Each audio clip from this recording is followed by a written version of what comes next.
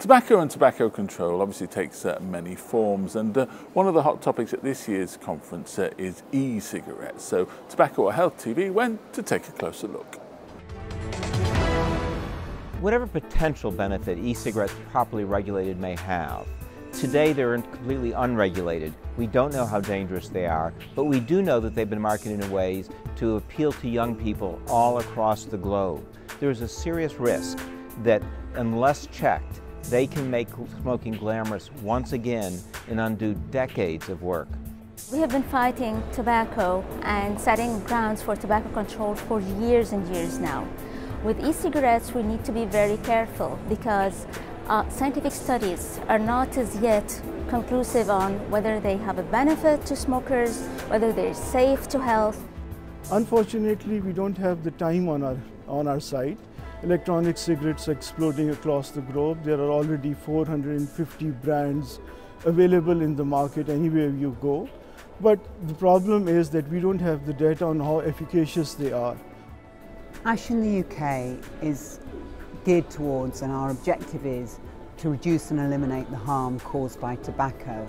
Not to eliminate nicotine use or to get rid of the tobacco industry. Those are subsidiary objectives.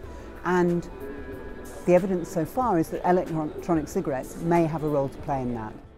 Any illusion that the major tobacco companies are going to market e-cigarettes in a way to cut back on cigarette smoking reflects a lack of knowledge of history when the tobacco industry has repeatedly introduced so-called less harmful products, but not to reduce cigarette smoking, to expand the marketplace.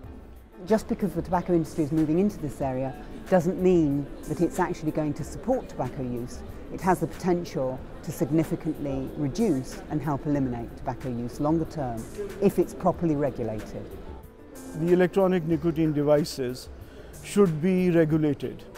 They should not be allowed to promote freely to everybody, especially the youth. Why would you have bubblegum flavors or candy floss flavors for a serious person who really wants to quit?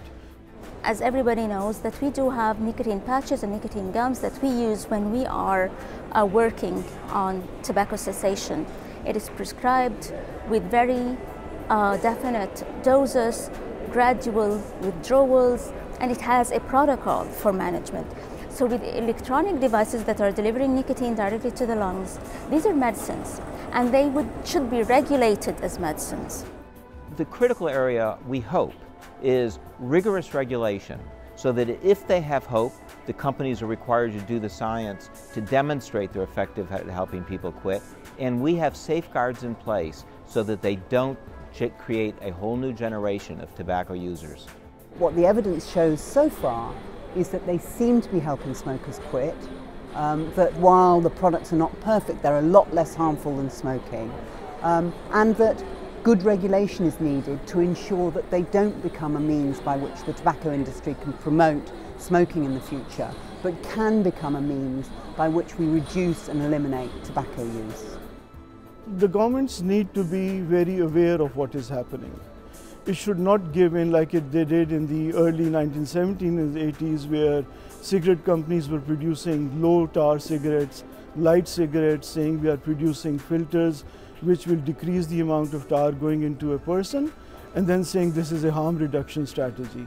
It's not. The governments need to realize that the tobacco industry wants to get onto the public policy debate, and they should stop it. Governments need to ban or restrict the use of electronic devices till we have this information available, and not leave it on the markets for the public, because it is really attracting the young and the smokers and even the non-smokers, thinking that it's safer for health than smoking. This needs to be regulated till we have the information. What governments can do is several things. Step in and curtail marketing immediately, cut off sales to young people, regulate the content of e-cigarettes, and subject e-cigarettes to the kind of regulation that other nicotine products are subject to. In other words, don't let them be marketed unless there's science to demonstrate they actually help people quit.